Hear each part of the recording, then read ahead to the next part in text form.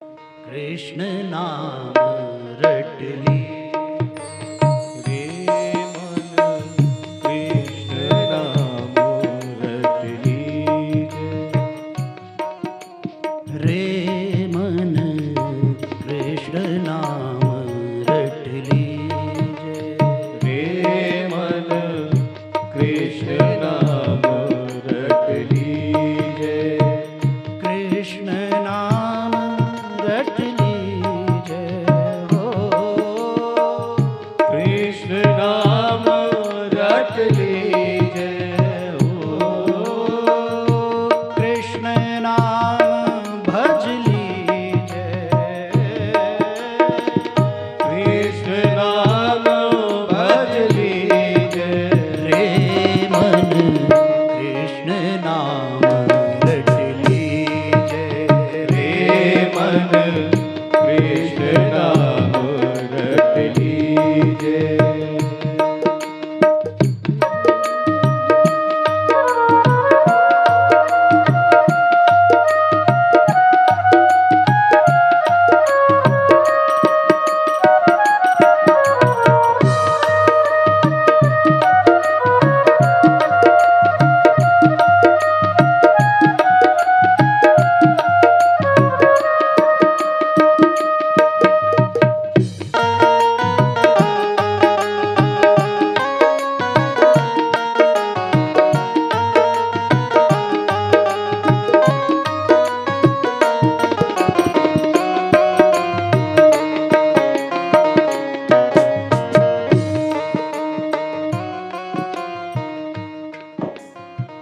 पढ़िए सुनिए भक्ति भागवत, पढ़िए सुनिए भक्ति भागवत, पढ़िए सुनिए भक्ति भागवत, पढ़िए सुनिए भक्ति भागवत, और कथा कह लीजिए हाँ, और कथा कह लीजिए हो,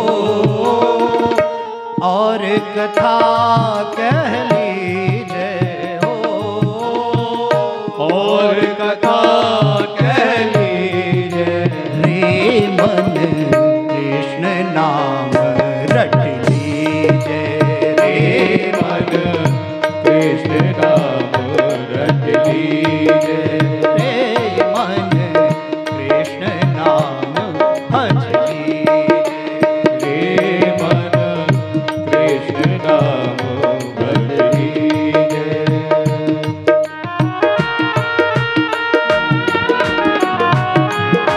बोलिए श्री वृंदावन बिहारी लाल की, सांवरे सरकार की।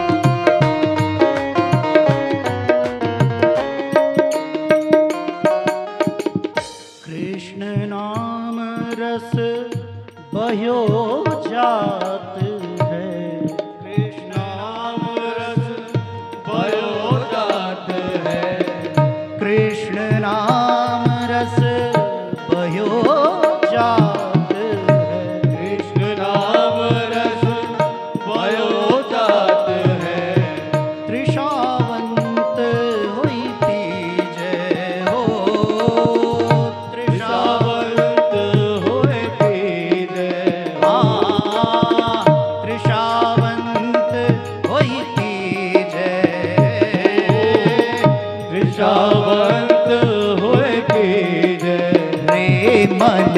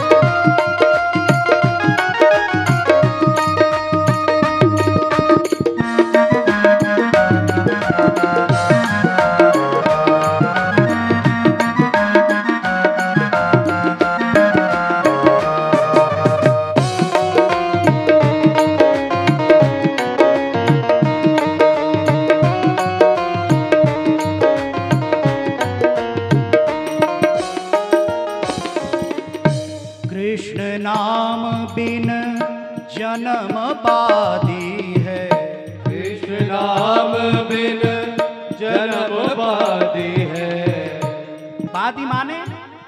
बादी माने बेकार, नुकसानदायक, हानिकारक। कृष्ण नाम बिन जन्म बादी है। कृष्ण नाम बिन जन्म बादी है।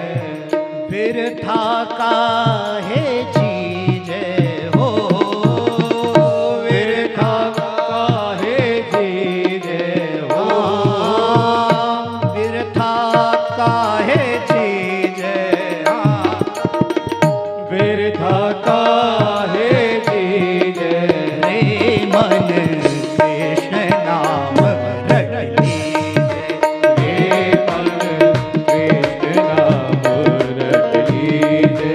रे मन कृष्ण नाम रट लीजे।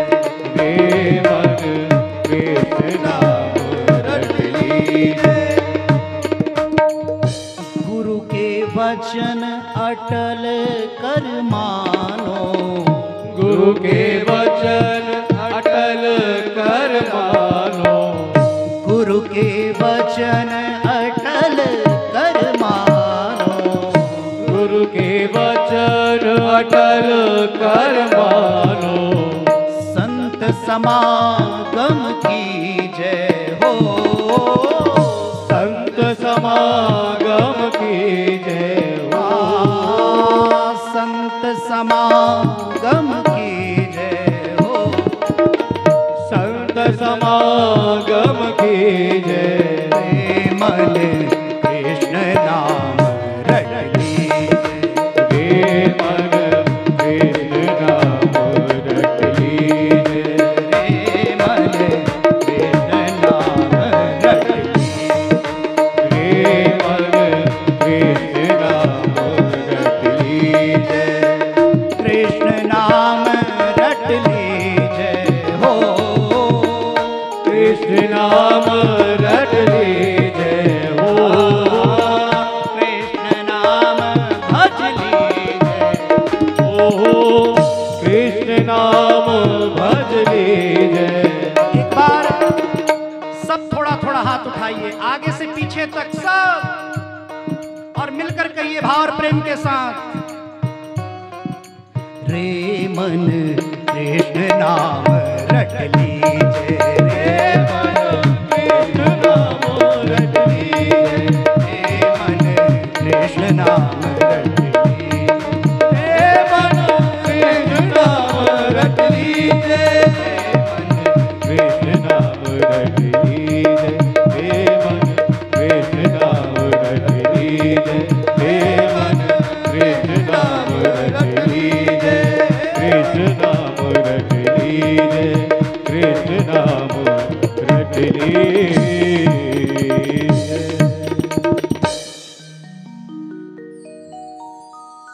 बोलिए श्री वृंदावन हरि लाल की जय।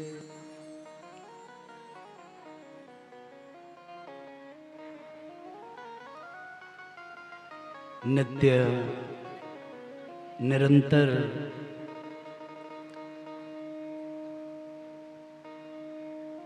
आनंद की गोद में आनंदानुभूति हो रही है।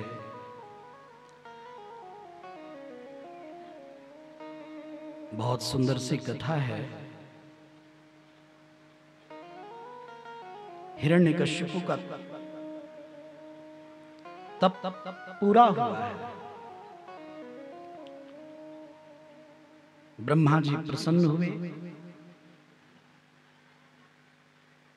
और कहा कि वर मांगो। हिरण्यकश्यपु ने कहा, हे विधाता ब्रह्मा, हे मेरे प्यारे ब्रह्मदेव, मुझे वरदान दीजिए, मैं अजर और अमर हो जाऊं।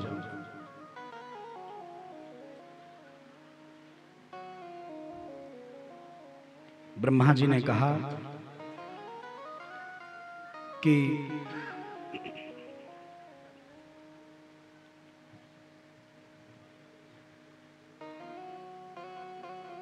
अजर अमर तो मैं खुद नहीं हूं,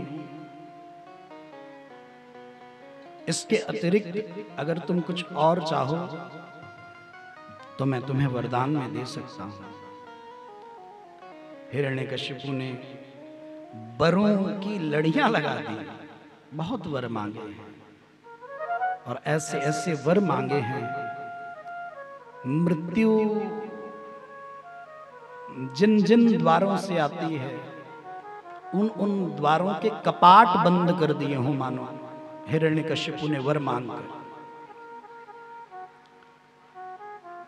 कहा कि न मैं दिन में मरूं, न मैं रात में मरूं, न मैं धरती पर मरूं, न मैं आकाश में मरूं, न मैं अंदर मरूं घर के, न मैं बाहर मरूं, न मैं मनुष्य से मरूं, न मैं पशु से मरूं, न मैं अस्त्र से मरूं, न मैं शस्त्र से मरूं।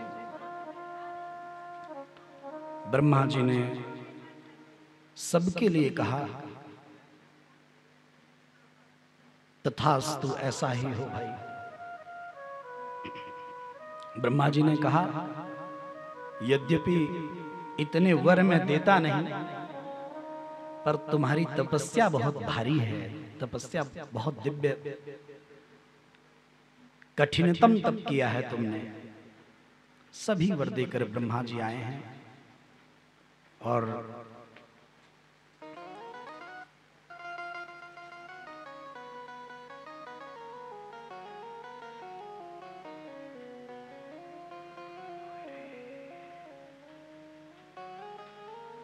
देवताओं को बड़ी चिंता हुई है कि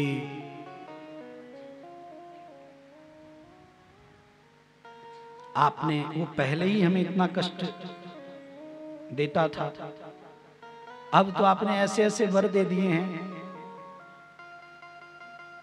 कि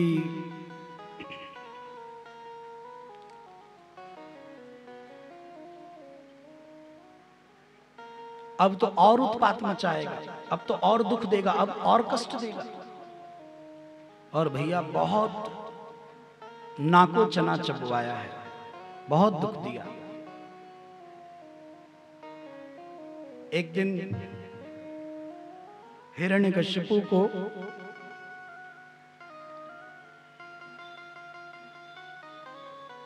अपने पुत्र प्रहलाद जी की याद आई। प्रहलाद जी के पास गए और पूछा कि भैया क्या कर रहे हो? तो प्रहलाद जी ने हाथ जोड़कर कहा, पिताजी मैं गुरुकुल में पढ़ाई पढ़ रहा हूं, पाठ पढ़ रहा हूं। तो हिरण्यकशिपु ने सोचा कि भाई जरा कुछ पाठ हमें भी सुनाओ, बताओ क्या पढ़े। प्रहलाद जी ने कहा कि पिताजी मुझ में, आप में, इस संसार के जीवों में, समस्त प्राणियों में जो बल है, जो शक्ति है, जो पराक्रम है, जो पुरुषार्थ है, वो सब भगवान नारायण का है। धन बल सब हमारा अपना कुछ नहीं है। जीव तो रिक्त हस्त आया था, रिक्त हस्ती चला जाता है, खाली हाथ। और कुछ महिमा भगवान नारायण की जब गाई, तिलमिला उठा, भारी क्रोध हुआ है, मेरे शत्रु की यहां प्रशंसा, मेरे शत्रु के महिमा का पाठ पढ़ाया जा रहा है। तो हिरण्यकशिपु ने सोचा पुत्र प्रहलाद तो भी छोटे बालक हैं, इनका दोष क्या, ये तो कोरे कागज है, बालक तो कोरे कागज होते हैं, जो लिखा जाए वो छप जाता है। आचार्यों के पास गए, आचार्यों से फटकार लगाते हुए कहा, ये पुत्र प्रहलाद को ये शिक्षा किसने दी? मेरे परम प्रबल शत्रु नारायण की भक्ति का पाठ किसने पढ़ाया? किसका दुस्साहस इतना? सब आचार्य थर थर कांपने लगे, बोले महाराज हम सत्य कह रहे हैं, हमारे इस गुरुकुल में नारायण भक्ति का कोई पाठ नहीं। हाँ, हम तो केवल आपकी महिमा का ही गुण गाते हैं और गवाते हैं और उसी की शिक्षा दीक्षा देते हैं। आप ही को सर्वे सर्वा बना रखा है, आपने जैसी जैसी शिक्षा की नीति लगा रखी है वह सब वैसे ही निर्वाह करते हैं। पर यह तय है हम हाथ जोड़कर आपसे निवेदन कर रहे हैं महाराज, ये शिक्षा हमारे द्वारा तो दी नहीं गई है, और इस बात की भी हम गारंटी लेते हैं कि गुरुकुल में भी ये शिक्षा प्रहलाद ने तो नहीं सीखी है। और सत्य बात है, गुरुकुल में थोड़ी शिक्षा है। प्रहलाद जी तो अपनी माता के गर्भ से ही भक्ति का पाठ पढ़कर आए थे, नारद जी के द्वारा। नारद जी ने जितना उपदेश कयाधु जी को दिया था, सब गर्भ में सब प्रहलाद जी पे गया। कुछ समय बाद फिर सुध हुई। प्रहलाद जी से पूछा कि प्रहलाद अब तुमने क्या पढ़ा है? तो प्रहलाद जी हाथ जोड़कर कह रहे हैं, पिताजी मैंने तो बहुत सुंदर 9 पाठ पढ़े हैं। 9। कौन कौन से सुनाओ? सोचो कोई नया पाठ आया होगा। श्रवणम कीर्तनम विष्णु स्मरणम पाद सेवनम अर्चनम वंदनम दास्यम सख्यमात्म निवेदनम। जैसे ये नवधा भक्ति का पाठ पढ़कर सुनाया बंधुओं, दरअसल 9 प्रकार की इस भक्ति से क्रुद्ध नहीं हुआ हिरण्यकश्यपु। क्रोध क्यों आया? बोले इस नवधा भक्ति के बीच जो एक नाम आया उसको सुनकर तिलमिलाया, उसको सुनकर उसे इतना आवेश हुआ, इतना क्रोध हुआ, उसने प्रहलाद जी को पकड़कर दूर झोंक दिया, दूर फेंक दिया। कुलांगार कुलकलंक विष्णु की भक्ति का पाठ पढ़ाता है, हमारा अन्न खाता है, हमारा जल पीता है, गुण तो हमारे शत्रु के गाता है। आचार्यों को बुलाया, ये देखो फिर इसने ये विष्णु भक्ति का पाठ सुनाया है, अब किसकी गलती है? आचार्य हाथ जोड़कर बोले महाराज हमारी कोई गलती नहीं, हमने कुछ नहीं पढ़ा। और इतना क्रोध था कि हिरण्यकश्यपु ने, देखिए आप सब कुछ पल के लिए कथा के आशय को, जब आप कथा सुनेंगे प्रेम से और मन से तो कथा का आशय समझ में आएगा। ये हम एक नहीं 100 कथा सुन लेते हैं, फिर भी हमारे जीवन में सुख नहीं होता, शांति नहीं होती, हमें वो आनंद की अनुभूति नहीं होती जो होनी चाहिए। क्यों? क्योंकि हम कथा को कथा की तरह सुनते ही नहीं है। यहां से सुनकर यहां निकाल देते हैं, कथा में बैठकर भी प्रपंच की, जगत की चर्चा करते क्यों? क्या आवश्यकता है? हाँ?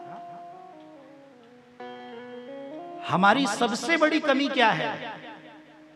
नोट करिए, हमारी सबसे बड़ी कमी है हम भगवान के होकर भी भगवान के हुए नहीं हैं। ये हमारी सबसे बड़ी कमी। हम कहते तो हैं भगवान के, भगवान मूलतः ये कहां सच है?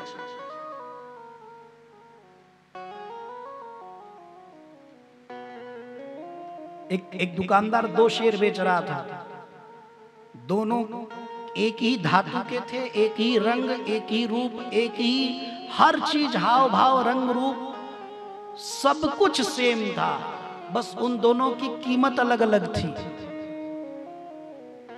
एक शेर की कीमत 500 रुपए और एक शेर की कीमत 5000। तो खरीदने वालों ने पूछा कि भाई ये बताओ, शेर तो एक ही धातु के हैं, जिस धातु में ये वाला बना है उसमें ये वाला, रंग रूप सब कुछ एक है, डेंट पेंट बिल्कुल एक जैसा है, मूर्ति में तो कोई भेद नहीं है, तो तुम्हारे इस प्राइस में क्यों अंतर है? तुम्हारी रेट में क्यों अंतर है? मूल्य में क्यों भेद है? तो उस दुकानदार ने एक ही बात बताई। एक जो 500 वाला शेर था ना, उसके कान में तिनका डाला तो वो आर पार हो गया, और जो 5000 वाला था उसके कान में तिनका डाला तो तिनका अंदर चला गया, वो का आर पार नहीं हुआ। इसका मतलब है भैया कि हल्के और सस्ते मत होइए। इधर से सुनकर जो कथा इधर से निकल जाए तो समझिए कि हम हल्के वाले हैं, हम चीप वाले हैं, हम सस्ते वाले हैं। लेकिन अगर एक कर्ण पुट से, एक कर्ण छिद्र से यदि कथा अंदर प्रविष्ट हो और वो हृदय में जाकर बस जाए, तो आप समझिए अब हमारा मूल्य बढ़ गया है, हम कीमती हो गए हैं।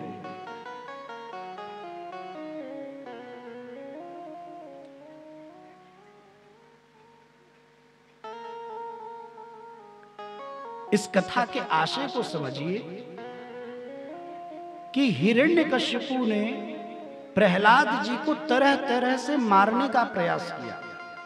हाथी से कुचलवा कर मारने का प्रयास किया, खाई में फेंक कर मारने का प्रयास किया, आग में जलाकर मारने का प्रयास किया। इतना ही नहीं, जब किसी भी प्रकार बात न बनी तो सीधे विष पिलाकर मारने का प्रयास किया है।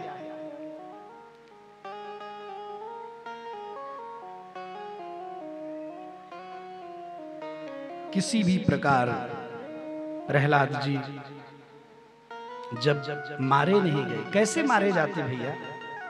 जिनके रक्षक भगवान श्याम सुंदर हैं, भगवान नारायण हैं, कैसे उनका बाल भी बांका हो सकता है।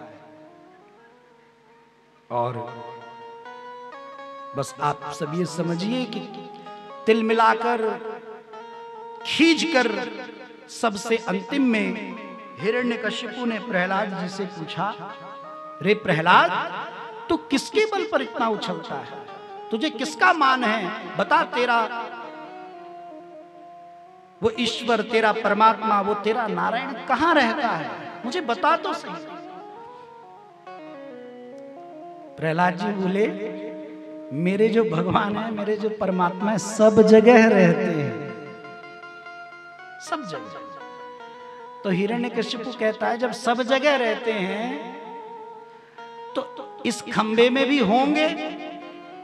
प्रहलाद जी बोले, पिताजी, हम तो आपसे बोले हमारे प्रभु सब जगह हैं, तो जो सब जगह है उस खंबे में भी होंगे। वो तो जब कण कण में है तो खंबा बहुत बड़ा है, बहुत लंबा चौड़ा है, कहीं ना कहीं तो इसमें भी बैठे ही होंगे। कितनी बढ़िया बात हिरण्यकशिपु ने पूछी कि भैया ये बताओ, जब तुम्हारे ईश्वर, जब तेरा नारायण सब जगह है तो इस खंबे में होगा? तो तुम्हारा कहना है बिल्कुल है। तुम्हें दिखाई दे रहे हैं? बोले हाँ। तो बोले मुझे क्यों नहीं दिखाई दे रहे? हाँ, सब जगह है। प्रहलाद जी ने कहा, मुझे तो जहां देख रहा हूं मैं वहीं है, वहीं दिखाई दे रहे हैं, मुझे इस खंबे में भी दिखाई दे रहे हैं। जब हिरण्यकशिपु ने कहा मुझे क्यों नहीं दिखाई दे रहे हैं, तो प्रहलाद जी ने कहा, पिताजी, नारायण को देखने के लिए अभिमान की आंख नहीं, श्रद्धा की आंख चाहिए, विश्वास की आंख चाहिए। आप तो अभिमान से देख रहे हैं।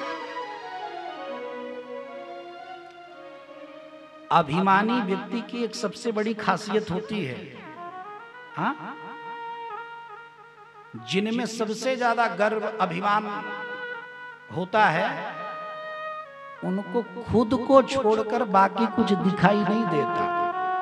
वो सर्वे सर्वा खुद को ही मानते हैं, हाँ? इसीलिए हिरण्यकशिपु को खुद को छोड़कर कोई दिखाई देता नहीं। बड़ा तो बिल्कुल दिखाई नहीं देता। अब अभिमानी को बड़े दिखाई नहीं देते। प्रहलाद जी ने कहा, मोहि में तोहि में, खड्ग खंभ में, सब में हैं भगवान। मूढ़ पिता तो ही सूझत नाही, घट घट व्यापी राम। मुझ में है, आप में है, आपके खड्ग माने तलवार में, और इस खंबे में भी है। भैया इतना सुनना था, इतना क्रोध में भर गया, तिलमिला उठा, जोर से अपने सिंहासन से कूद पड़ा और भारी मुष्टिका का प्रहार उसने खंभे में कर दिया। और जैसे ही खंभे में प्रहार हुआ, खंभे का सीना चीर कर भगवान नृसिंह प्रकट हो गए। बोलिए नृसिंह भगवान की, भक्तवत्सल भगवान की जय। अब तो जो उग्र भयंकर वेश, भयावह, थर थर थर थर थर थर थर थर कांपने लगा। हिरण्यकश्यपु, और उसकी आंखें फटी की फटी रह गईं, खुली की खुली रह गईं, और उसके मन में केवल एक ही विचार, मैंने आज से पहले अपने जीवन में स्वप्न में भी ऐसा विचित्र रूप नहीं देखा। नायोपि नरः नरो विचित्र, ये तो पूरी तरह न नर ही है न पशु ही है। भगवान क्या बनकर आए? नरसिंह। पूरा जो शरीर है वो मनुष्य का है, भगवान का मुख सिंह का है। और उठाया है हिरण्यकशिपु को, ड्योहड़ी के बिल्कुल बीचों बीच लेकर गए हैं। ठीक यही समय संध्या का, सायंकालीन, और भैया ना रात्रि थी ना प्रकाश दिन था, ना वो घर के अंदर था ना बाहर, क्योंकि भगवान उसको ड्योहड़ी पर लेकर आए थे। और उसने कहा था ना धरती पर मरूं ना आकाश में, तो भगवान ने अपनी जंघा पर रखा और उसने कहा था हे विधाता ब्रह्मा, ना मैं मनुष्य से मरूं ना मैं पशु से। भगवान नर सिंह दोनों बनकर आए हैं, ना पूरी तरह मनुष्य ही है ना पूरी तरह पशु ही हैं। और वर मांगते समय उसने वरदान में मांगा था हे विधाता ब्रह्मा, ना मैं अस्त्र से मरूं ना मैं शस्त्र से।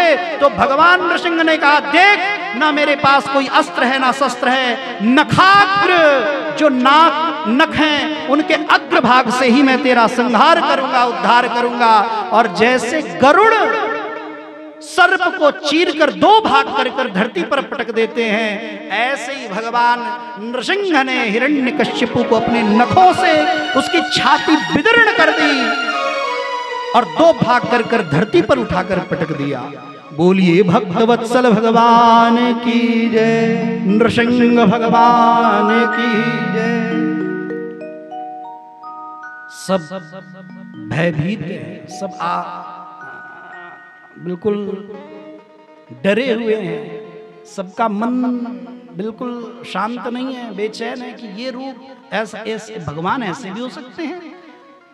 भगवान ये बताना चाहते हैं कि हम अपने भक्तों के लिए कुछ भी बन जाते हैं, कुछ भी बन सकते हैं, कोई संदेह नहीं। और आज देखिए, क्या भगवान का ये स्वरूप है? नहीं है। क्या हर खंबे की आरती उतरती है? क्या हर खंबे का पूजन होता है? नहीं। लेकिन भगवान उस खंबे से प्रकट होकर बताते हैं कि मेरा भक्त जहां से चाहता है मैं वहीं से प्रकट हो जाता हूं। इसीलिए भगवान ने अपने व्यापक होने की सत्ता को प्रमाणित करने के लिए वो खंबे से ही प्रकट हो गए। और भगवान कहते हैं कि मैं ऐसा रूपधारी भी नहीं हूं, आज से पहले मैंने ऐसा रूप कभी नहीं बनाया, लेकिन अगर मेरे भक्त की रक्षा के लिए ऐसा विचित्र रूप धारण करना पड़े तो मैं विचित्राति विचित्र हो जाता हूं। मैं अपने भक्त के लिए कुछ भी बन जाता हूं। बोलिए श्री वृंदावन बिहारी लाल की जय हो। आनंद हुआ है। प्रहलाद जी ने कहा, प्रार्थना किया, भगवान का वह उग्र स्वरूप शांत हुआ और सुंदर भाव व्यक्त किया है प्रहलाद जी ने। पिता के मोक्ष की प्रार्थना की थी। भगवान बोले तुम अपने पिता की चिंता मत करो, क्योंकि जो नारायण भक्त होता है, जो वैष्णव जन होते हैं, जो तुम्हारी भांति भक्ति में रत रहते हैं, उनकी 21 पीढ़ियां तर जाती हैं। 21 पीढ़ियां।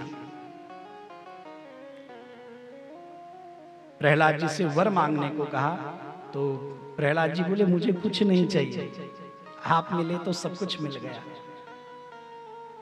भगवान बोले मांगो, फिर भी मांगो, बिना दिए तो रहूंगा नहीं, कुछ तो मांगो।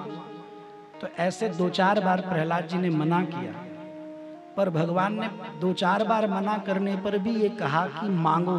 तो प्रहलाद जी समझ गए कि मेरे मना करने पर भी यदि ये वर देने के लिए बार बार प्रभु कह रहे हैं, तो इसका मतलब है मेरे हृदय में कहीं किसी कोने में पड़ी किसी वासना पर, किसी कामना पर भगवान की दृष्टि चली गई है।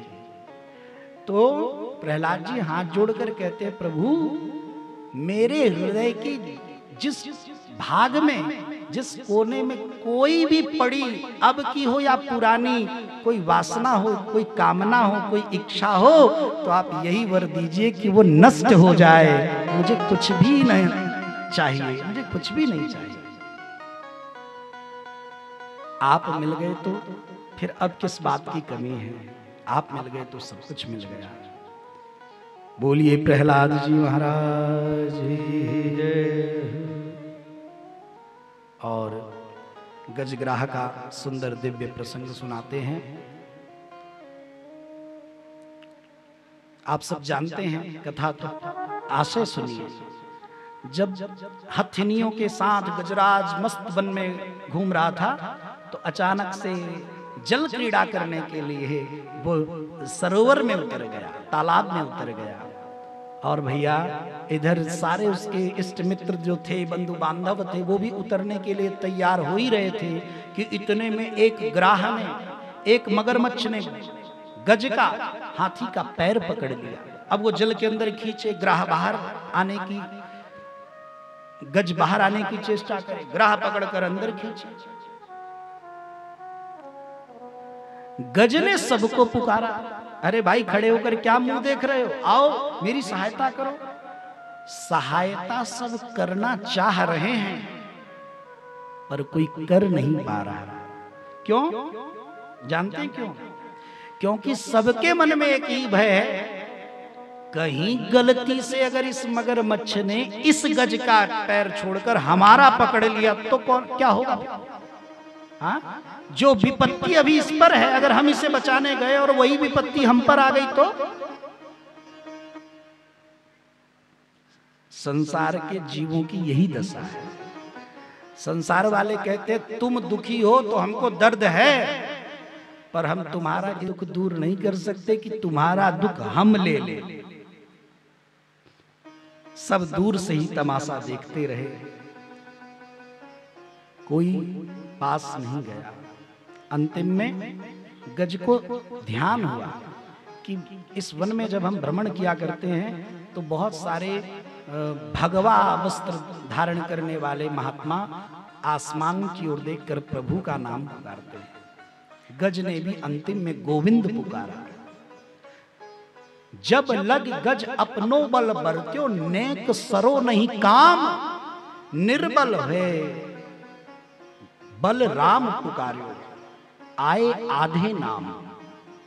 जो बल के स्वामी राम हैं, जब गजराज ने उनको पुकारा तो आए आधे नाम। आधे नाम नहीं आ गए, गोविंद पूरा तो गज कह भी नहीं पाया था। गो पुकारा तो इतने में भगवान गरुड़ पर चले थे, चढ़कर बीच में गरुड़ भी छोड़ दिया।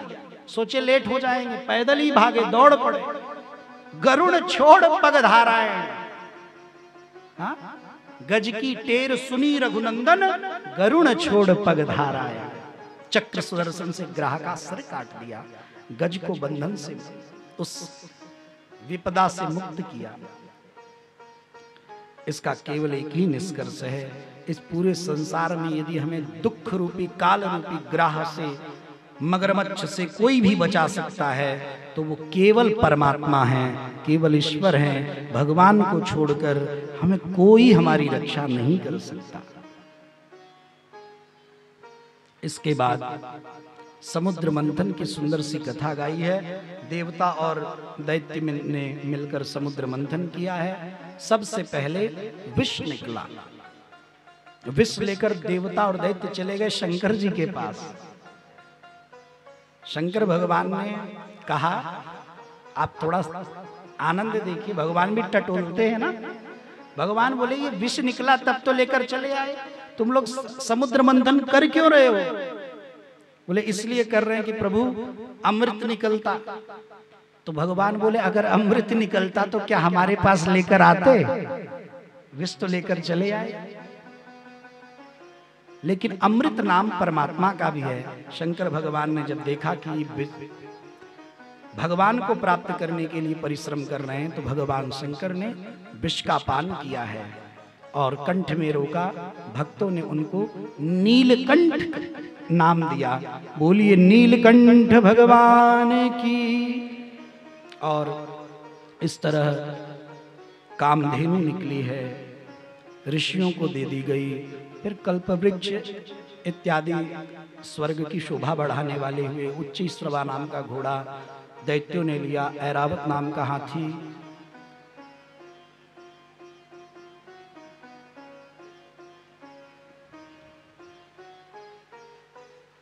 इंद्र ने लिया, कौस्तुभ मणि भगवान ने, रंभा इत्यादि अप्सराएं निकली, वो स्वर्ग में चली गई। लक्ष्मी मैया भी निकली। तो भैया लक्ष्मी को भला कौन नहीं पाना चाहता, सब पाना चाहते हैं। तो सब पंक्ति में खड़े हो गए। लक्ष्मी जी माला लेकर खड़ी हो गई। लक्ष्मी जी के लिए भैया बड़ी लड़ाई होती है। भगवान समझ गए भैया यहां भी आपस में लोग लड़ न जाएं। सब चाहते हैं लक्ष्मी की प्राप्ति हमें हो, सब चाहते हैं हम भरे पूरे रहे, लक्ष्मी माँ की कृपा बनी रहे। तो सब अपेक्षा कर रहे थे कि जो लक्ष्मी जी ने माला ली हमारे गले में डाल दें। दूर अकेले भगवान नारायण खड़े हो गए। लक्ष्मी जी ने सोचा कि इन सब में तो कहीं ना कोई मुझ में अपेक्षा है, और उधर जो एकाकी खड़े हैं प्रभु, लक्ष्मी जी का स्वभाव पता है क्या है? जो लक्ष्मी जी को बहुत चाहता है, लक्ष्मी जी उससे दूर भागती है, और जो उनको बिल्कुल नहीं चाहता, लक्ष्मी जी उनके पीछे लग जाती है। और केवल भगवान नारायण ही ऐसे हैं जो पंक्ति से परे बैठे हैं, दूर खड़े हैं। इसका मतलब क्या है? बोले अगर तुम्हें आना हो तो चलकर यहां तक चले आना, हम तुम्हारे पास नहीं आए। हाँ? लक्ष्मी की अपेक्षा करिए, मना ही नहीं है। लक्ष्मी की अपेक्षा करिए, पर लक्ष्मी को एकाकी मत चाहिए, अकेली लक्ष्मी की अपेक्षा मत करिए, केवल लक्ष्मी जी को मत चाहिए, पाने की कोशिश मत करिए। बोले क्या? बोले जब भी लक्ष्मी की अपेक्षा रखिए, भगवान नारायण के साथ रखिए। जहां लक्ष्मी नारायण आएंगे वहां तो आनंद ही आनंद होगा, सुखी सुख होगा, आनंद ही। आपको एक छोटी सी बात बताएं, फिर हम आगे अग्रिम प्रसंगों में प्रवेश पाएंगे जिसके लिए बैठे हैं। एक शव यात्रा जा रही थी। आप सबने ध्यान दिया होगा, जीवन में यदि सबसे ज्यादा वैराग्य का क्षण आता है कभी, तो वो तभी होता है जब घर में कोई मर जाता है कि नहीं? और अब तो वो वाला टाइम भी चला गया जब महीना, 2 महीना, 4 महीना तक शोक रहता था। अब तो कुछ दिनों में सब नॉर्मल हो जाता है। तो जब कोई मर जाए तो उस वक्त बड़ा वैराग्य रहता है। उस वक्त रुपया पैसा भी ज्यादा अच्छा नहीं लगता। कोई फोन भी कर देना, भाई साहब आपके वो कुछ 1-2 लाख रुपए देने थे, तो आदमी के घर अगर उसी दिन कोई मरा हो तो कह देता भाई अभी हम बड़े दुखी हैं, आप 2-4 दिन बाद बात करना, कोई बात नहीं। इतना वैराग्य होता है। मतलब धन से भी, लक्ष्मी से भी मोह छूट जाता है व्यक्ति का, क्योंकि उसको उस क्षण के लिए ऐसा लगता है कि सब व्यर्थ है, सब बेकार है, एक दिन सब यहीं छूट जाएगा। ये देखो हमारे घर का एक सदस्य आज अपना सारा संसार, धन दौलत, माल खजाना सब छोड़कर चला गया। इतना वैराग्य होता है। तो लक्ष्मी जी ने एक दिन भगवान नारायण से पूछा कि प्रभु ये बताइए कि आप बड़े हैं कि मैं बड़ी हूं? क्या पूछा? आप बड़े हैं कि मैं? अब बताओ, ये कोई पूछने वाली बात है? हाँ? देवी पत्नी जी पूछ रही हैं, आ देवता जी आप बड़े हैं कि हम? अरे भैया, स्वामी तो सदा पूज्य हैं, भगवान नारायण तो सबसे बड़े हैं, उनसे बड़ा कोई है ही नहीं। तो लक्ष्मी जी को क्या पूछने की जरूरत थी? लेकिन दरअसल ये लक्ष्मी जी नहीं पूछना चाहती आप बड़े हैं कि मैं, वो ये बताना चाहती हैं आप बड़े हैं, पर आपसे ज्यादा महत्व मेरा है, आपका कम है। तो लक्ष्मी जी पूछी आप बड़े कि मैं? तो भगवान नारायण बोले कौन मूड मारे। उन्होंने एक ही बार में कह दिया, एक ही बात में कि अरे लक्ष्मी तुम ही बड़ी होगी। लक्ष्मी जी ने कहा ये तो कहकर टाल रहे हैं, यूं ही काम चला रहे। बोले नहीं नहीं नहीं, सही दिल से बताइए। तो भगवान नारायण बोले कैसे, सचमुच कैसे पता लगेगा कि कौन बड़ा कौन छोटा?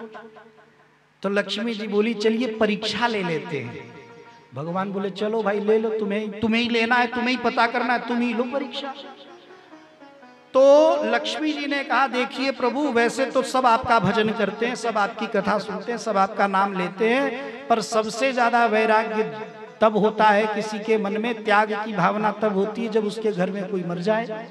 तो आकाश मार्ग में जब लक्ष्मी जी भगवान नारायण के संग आई तो एक शव यात्रा जा रही थी, मुर्दा जा रहा था, सब उसको लेकर जा रहे थे और आगे पीछे वाले सब एक ही बात बोल रहे थे, राम नाम सत्य है, सबकी यही गद्य है। तो लक्ष्मी जी ने कहा, देखिए प्रभु, अब सबके मन में वैराग्य है, इस समय लक्ष्मी की चाह किसी को नहीं है, सब आपको ही सत्य बता रहे हैं।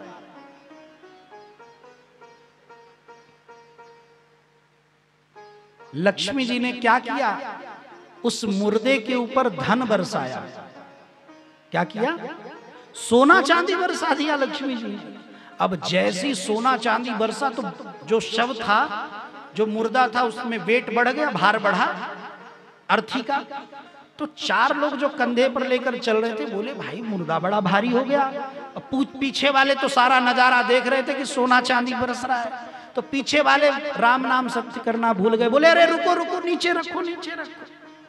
तो चार लोग जो लेकर चल रहे थे बोले, भैया अर्थी को नीचे नहीं रखते, नीचे रखना ठीक नहीं। बोले अरे तुम नहीं जानते, बहुत जरूरी है, रखो, आपत्ति काल है, इस समय बहुत महत्वपूर्ण बात है। अरे उससे ज्यादा महत्व कुछ नहीं। बोले क्या हुआ? बोले रखोगे तब तो। अब जैसे ही रखा तो देखिए भैया, अरे लदा लद सोना चांदी, क्या हीरा क्या मोती, सब, हाँ भैया, सब मुर्दे को रखकर सब धन लूटने लगे। सब, एक आदमी नहीं लूट रहा था, वो ज्यादा रो रहा था, उसका खास मरा था। तो किसी ने पूछा कि भाई तुम क्यों नहीं लूट रहे हो? तो उस व्यक्ति ने कहा, हमारे तो खास ही हैं, हम क्या लूटे। तो उस व्यक्ति ने बस एक ही बात कही, क्या कि अगर तुम नहीं लूटोगे तो क्या ये जो तुम्हारे खास मर गए हैं ये जी उठेंगे क्या? उसकी खोपड़ी में बात आ गई समझ में, भैया हम नहीं लूटेंगे तो कौन सा जिंदा हो जाएंगे। बोले हम भी लूट ही लेते हैं, फायदा में तो रहेंगे। सब लूटे सब लूटे सब लूटे, जो अर्थी ढो रहे थे वो भी, जो पीछे चल रहे थे। लक्ष्मी जी ने कहा, देखिए प्रभु, सब आपको भूल गए, सब हमारे पीछे पड़ गए, फैसला हो गया कौन बड़ा, चलिए अब चलते हैं वैकुंठ। भगवान बोले, अरे फैसला हो गया? क्या फैसला? बोले अरे मैं बड़ी आप छोटे, देखिए आपका महत्व घट गया, अभी सब आपका नाम ले रहे थे, राम नाम, और अभी तो सब मेरे पीछे पड़ गए, देखिए धन लूटने में लग गए। तो भगवान नारायण कहते हैं, ये बताओ, धन सब लूटे? सबने लूटा? लक्ष्मी जी ने कहा, हाँ प्रभु सबने। बोले जो अर्थी लेकर चल रहे थे उन्होंने भी नहीं छोड़ा, वो भी लूटे। तो भगवान कहते हैं, ये बताओ देवी, वो जो लेटा हुआ है उसने भी लूटा क्या? लक्ष्मी जी कहती हैं, प्रभु कमाल करते हैं, वो जो लेटा है, मुर्दा है, वो कैसे लूट सकता है? तो मरा हुआ है, वो तो मुझे लूटना तो बहुत दूर की बात है, वो तो मुझे छू भी नहीं सकता, आंख खोलकर देख भी नहीं सकता। भगवान नारायण बोले, क्यों तुमको आंख खोलकर क्यों नहीं देख सकता? वो तुमको क्यों नहीं लूट सकता? तो लक्ष्मी जी ने कहा कि हे प्रभु, वो मर गया है इसलिए। भगवान बोले, लक्ष्मी वो मरा नहीं है, बस उसके अंदर से मैं निकल गया हूं, उसके अंदर से मैं निकल गया हूं, नारायण तत्व तो निकल गया है। और जिसके अंदर से मैं निकल जाऊंगा, तुम पड़ी की पड़ी रह जाओगी, तुम्हें कोई छूने वाला और देखने वाला भी नहीं होगा। लक्ष्मी जी समझ गई कि मेरा जो महत्व है, मेरी जो महिमा है, वो भगवान नारायण से ही है। बोलिए लक्ष्मी नारायण भगवान की जय। मध्य कुंभ इत्यादि निकले, वो तो दैत्यों ने ले लिए। अंतिम में अमृत निकला है, भगवान ने मोहिनी रूप धारण करके देवताओं को अमृत पिलाया। देवासुर संग्राम हुआ, देवता जीत गए और दैत्य हार गए। लेकिन हार कर भी दैत्यों ने हिम्मत नहीं हारी। बलि ने फिर यज्ञ इत्यादि किया, ब्राह्मणों से आशीर्वाद लिया। यज्ञ में पधारे भगवान वामन, और सुंदर सी कथा कि भैया 3 पग भूमि मांगी थी, और 3 पग भूमि में क्या क्या नप गया। गुरुदेव ने मना किया, ये वामन नहीं, ये विराट हैं।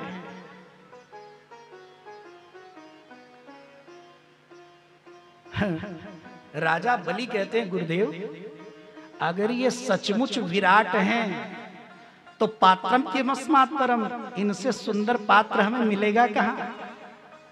अच्छा, एक बहुत सुंदर सी बात कही राजा बलि ने। बोले देखिए, अगर ये नारायण है तब तो ये हमको मारकर भी हमसे हमारी संपत्ति छीन सकते हैं, लेकिन मारकर नहीं छीन रहे, ये मांग रहे हैं, तो ये तो इनका बड़प्पन है ना, तो देने में ही भलाई है। गुरु ने कहा हम श्राप दे देंगे, तुम्हारी संपत्ति नष्ट हो जाएगी। राजा बलि हाथ जोड़कर बोले, अगर आप श्राप दे देंगे और संपत्ति नष्ट हो जाएगी तब तो दो तरफा घाटा हो जाएगा। हाँ, इसीलिए जो संपत्ति नष्ट हो जाने वाली है उसका दान कर देना ही सही है। पहले पग में धरती, दूसरे में स्वर्ग, तीसरे पग को लेकर भगवान सन्मुख हुए।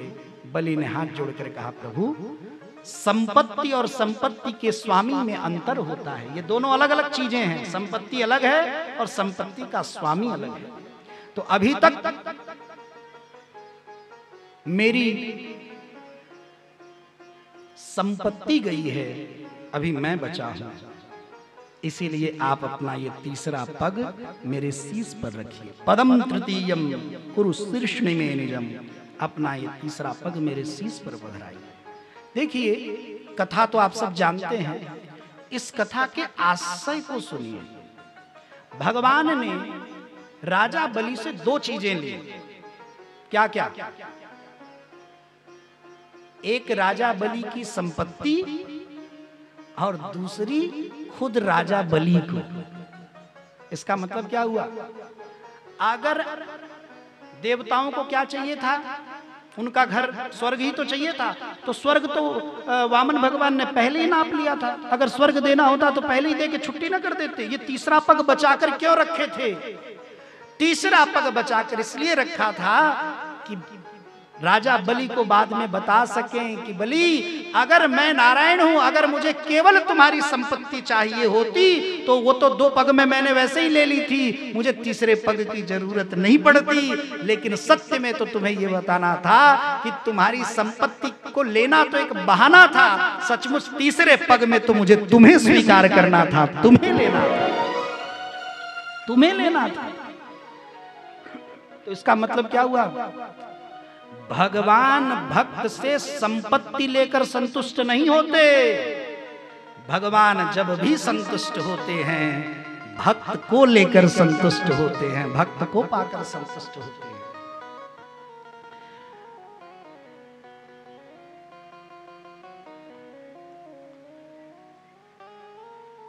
हम सबके जीवन में भी हमारा धन जाता है, हमारा तन जाता है, तो हमें लगता है कि हमारा सब कुछ चला गया।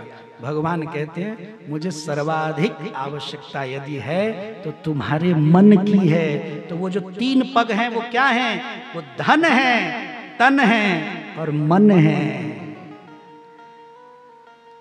रक्षा के लिए पाताल लोक दिया, बलि को पाताल भेजा, वहां द्वारपाल से खड़े हुए प्रभु और लक्ष्मी जी ने रक्षा सूत्र बांधकर राखी बधाई, तभी रक्षाबंधन तभी से त्योहार प्रारंभ हुआ। और राखी बधाई में लक्ष्मी जी ने कहा बलि से, भैया आपके जो द्वारपाल हैं इन्हें मुक्त कर दो, बस यही राखी बधाई है। समझ गए राजा बलि, मुक्त किया। तो लक्ष्मी जी भगवान नारायण को लेकर आई हैं। पहले भगवान नारायण थे, अब हुए लक्ष्मी नारायण। बोलिए लक्ष्मी नारायण भगवान की, भक्तवत्सल भगवान की।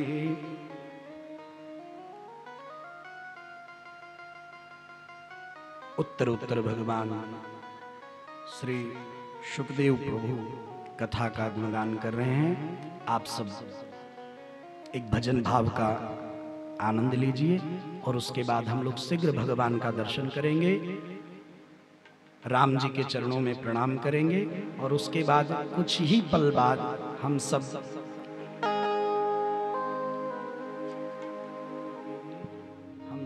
प्रतीक्षारत हैं। फिर हम सब भगवान के जन्मोत्सव का दिव्य आनंद मनाकर आज भगवान के चरणों में ही, उत्सव पर ही आज की कथा को विश्राम देंगे। कन्हैया हो क्यों ना मिले कन्हैया, जब होवे दिल से प्यार, क्यों ना मिले कन्हैया, जब होवे दिल से प्यार, क्यों ना मिले कन्हैया।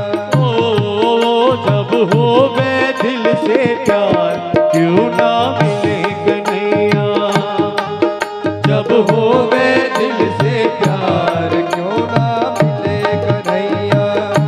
अरे क्यों ना मिले कन्हैया, ओ क्यों ना मिले कन्हैया, क्यों ना मिले कन्हैया, ओ क्यों ना मिले कन्हैया। अरे क्यों ना मिले कन्हैया, ओ क्यों ना मिले कन्हैया, क्यों ना मिले कन्हैया, ओ क्यों ना मिले कन्हैया।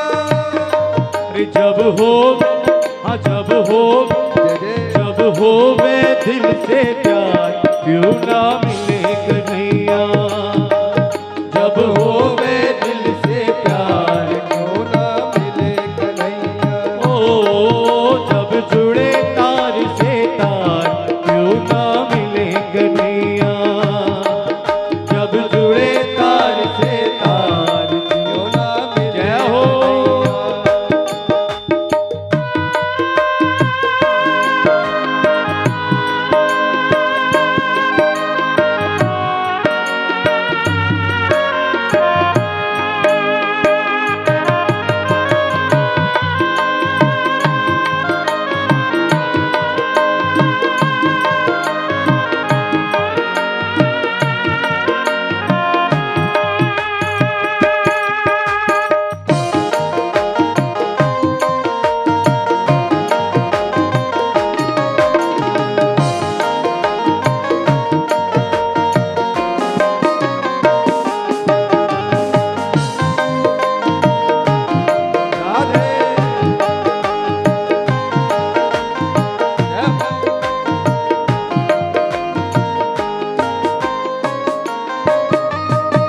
चंचल मन को तू समझा ले, हरि चरणों में मन को लगा ले।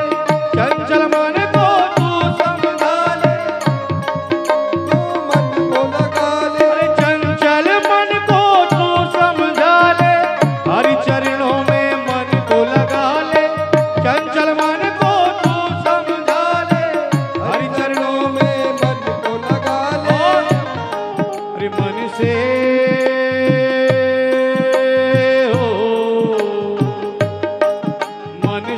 तज दे अभिमान, क्यों ना मिले कन्हैया, मन से तज दे अभिमान, क्यों ना मिले कन्हैया।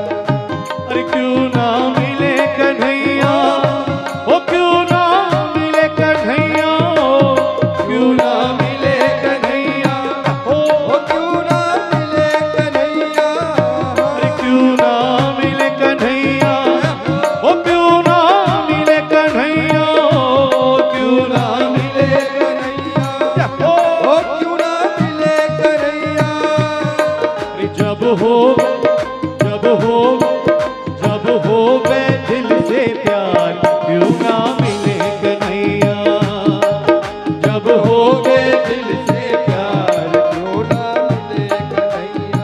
ओ जब जुड़े तार से तार, क्यों ना मिले कन्हैया, जब जुड़े तार से तार, क्यों ना मिले कन्हैया। हो।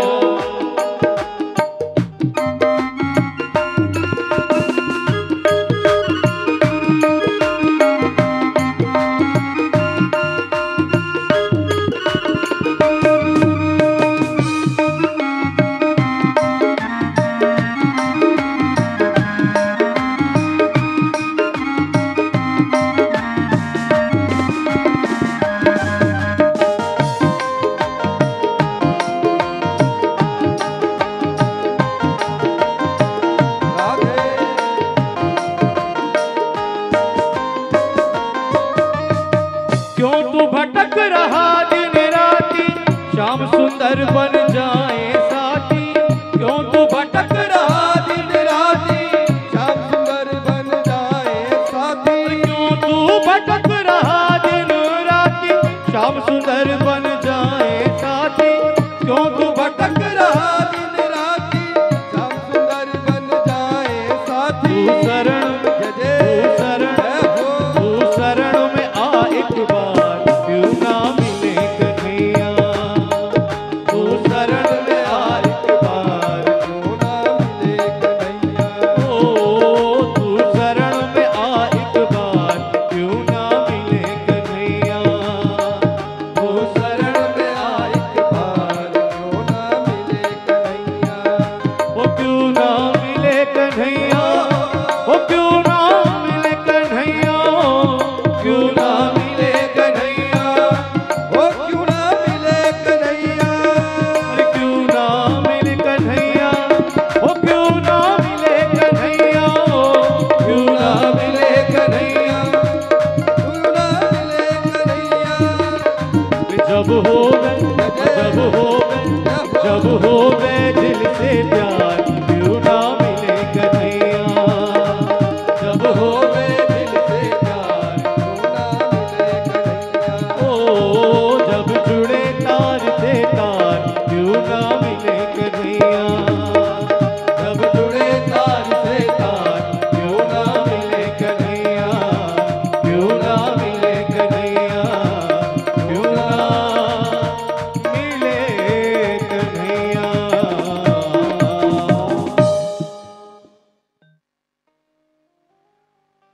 सूर्यवंश के सूर्य स्वरूप भगवान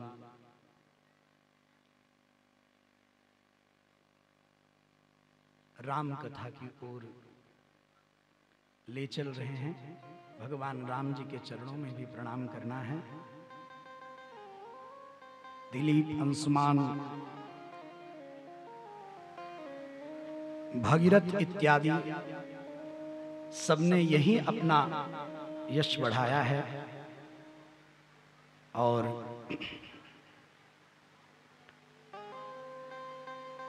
भगवान जब जब धराधरिणी धरित्री पर, इस वसुधा वसुंधरा पर भक्तों का प्रेम नितांत बढ़ जाता है, जब वो अनन्य शरणागति लेते हैं, तो भगवान अपने वचन को सत्य करने के लिए धरती पर उतरते हैं।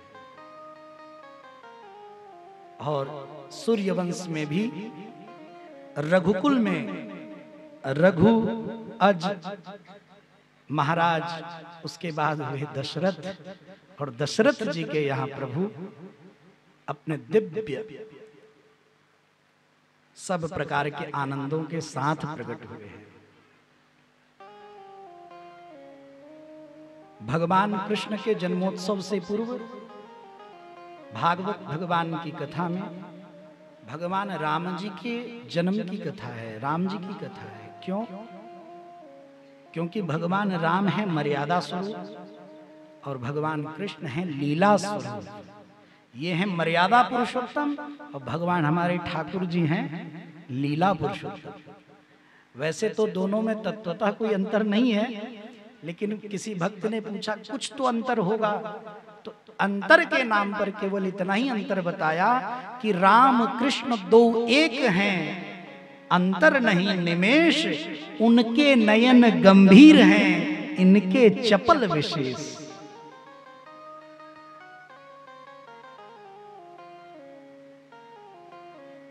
बोलिए अयोध्या धाम की जय हो, अयोध्या वासियों की जय हो, सरयू मैया की जय हो, दशरथ जी महाराज की, तीनों मैयन की जय हो, चारों भैयन की जय। बहुत अवध में ये समझ लीजिए आनंद हो गया है। राम जो है ना, वो भोर के शोर का नाम है राम। राम जी की जो सत्ता है वो तीनों काल में विद्यमान रहती है। वो भूत में भी रहती है, वो वर्तमान में भी रहती है, वो भविष्य में भी रहती है। राम जी के प्रताप से भी अधिक यदि किसी का प्रताप है, राम जी से भी अधिक यदि किसी की महिमा है, तो भैया राम जी के नाम की महिमा है। आदौ राम तपोवनादिगमनम हत्वा मृगम कांचनम वैदेही हरणम जटायुमरणम सुग्रीव संभाषणम बाली निग्रहणम समुद्र तरणम लंकापुरी दाहनम पश्चात रावण कुंभकर्ण हननम मेतद्धि रामायण। आप सब तो सब जानते ही हैं। राम जी की कथा तो वैसे भी भागवत भगवान की कथा से बड़ी ही है। भागवत कथा गाई जाती है 7 दिन में और राम कथा गाई जाती है 9 दिन में। तो इसीलिए हम सबके सन्मुख सुंदर सा भगवान का स्वरूप, सुंदर सी झांकी पधार रही है। आप सब अयोध्या में उस आनंद को, बधाई को आप सब प्राप्त करें। उसके बाद भगवान राम जी के नाम की महिमा सुनकर, राम महिमा को प्रणाम कर कर फिर हम सब भगवान के जन्मोत्सव में प्रवेश करेंगे। अवधपुर बाजे बधैया, जन्म लियो रघुरैया। अवधपुर बाजे बधैया, जन्म लियो रघुरैया। अवधपुर बाजे बधैया, जन्म लियो रघुरैया। अवध में बाजे बधैया, बाजे बधैया देखो बटरे मिठैया। बाजे बधैया देखो बटरे मिठैया। बाजे बधैया देखो बटरे मिठैया। बाजे बधैया देखो बटरे मिठैया। जन्म लियो चारों भैया, अवधपुर बाजे बधैया। जन्म लियो चारों भैया, अवध में बाजे बधैया। जन्म लियो रघुरैया, अवधपुर बाजे बधैया। जन्म लियो रघुरैया, अवध में बाजे बधैया। हो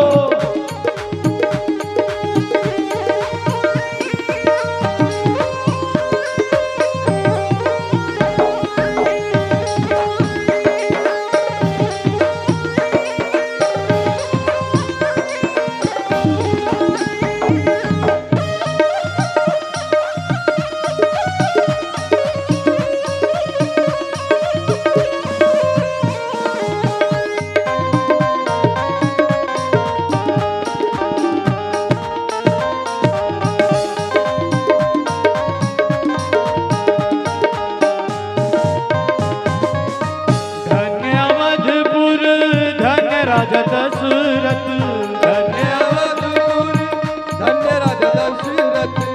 धन्य अवधपुर धन्य राजा दशरथ। धन्य राजा दशरथ, धन्य राजा दशरथ। धन्य अवधपुर धन्य राजा दशरथ। धन्य अवधपुर धन्य राजा दशरथ। और धन्य कौशल्या मैया, अवधपुर बाजे बधैया। धन्य कौशल्या मैया, अवध में बाजे बधैया। बाजे बधैया देखो बाजे बधैया। बाजे बधैया देखो बाजे बधैया। बाजे बधैया देखो बाजे बधैया। बाजे बधैया देखो बाजे बधैया। जन्म लियो चारों भैया, अवधपुर बाजे बधैया। जन्म लियो चारों भैया, अवधपुर बाजे बधैया।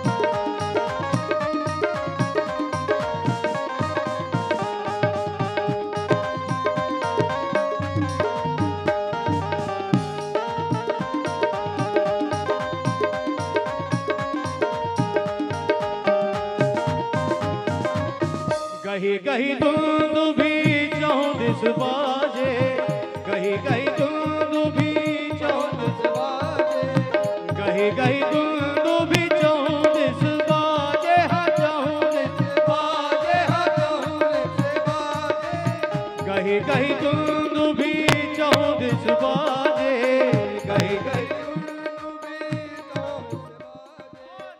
आए हैं नृत्य करैया अवधपुर बाजे बधैया, आए हैं